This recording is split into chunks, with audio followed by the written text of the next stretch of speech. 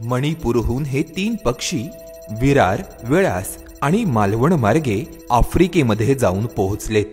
हे पक्षी आहेत अमूर ससाणा.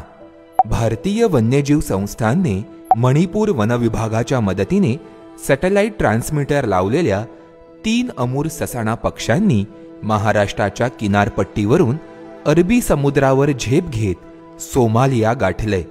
दरवर्षी अमूर ससाणा हे पक्षी उत्तर चीन ते आफ्रिका असे दूरवरचे स्थलांतर करतात.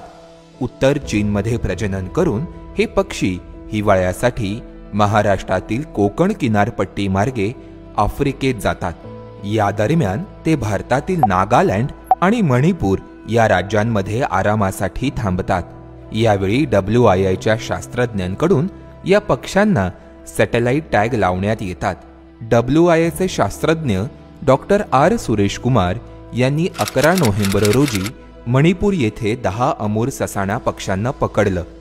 त्यामधील साधारण 100 ते 120 ग्रॅम वजनाच्या 3 अमूर ससाणा पक्ष्यांना पकडून त्यांच्यावर 3.7 ग्रॅम वजनाचे अत्यंत हलके सॅटेलाइट ट्रान्समीटर बसवले.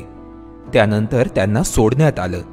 ट्रान्समीटर लावलेल्या पक्ष्यांची नावं अपपांग, अलंग आणि अहू अशी ठेवण्यात आली. यामधील अपपांग नावाच्या नर अमूर ससाण्याने वेळास येथून, अहू या मादीने विरार येथून आणि अलंग या मादीने मालवण येथून अरबी समुद्रात प्रवेश करून सोमालिया गाठले. यामधील अपपांग नावाच्या अमूर ससाण्याने कुठेही न थांबता 5 दिवस 15 तासात मणिपूर ते सोमालिया हे 5500 किलोमीटरचं अंतर कापलं.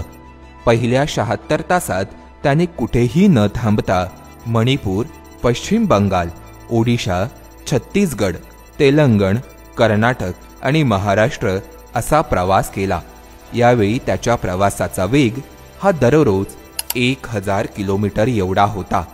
14 नोव्हेंबर रोजी त्याने वेळास येथून अरबी समुद्रात प्रवेश करून 16 नोव्हेंबर रोजी सोमालिया गाठले. या काळात त्याने हवेतच छोटे कीटक खाऊन आपली गुजराण केली. ही माहिती तुम्हाला कशी वाटली हे आम्हाला कमेंट करून नक्की कळवा. धन्यवाद.